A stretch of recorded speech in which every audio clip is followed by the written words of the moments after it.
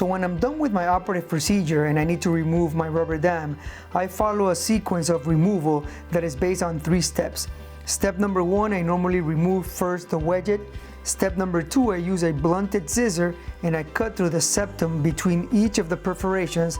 And then step number 3 is removal of the retainer clamp and the actual rubber dam.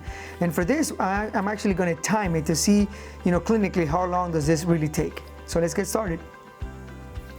Step number 1, removal of the wedget. Step number 2, blunted scissor. Stretch the septum of the rubber dam and cut through the septa.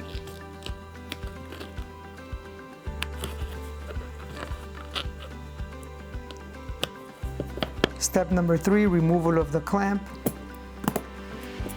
and the actual rubber dam. Again, very easy and quick and in under 30 seconds.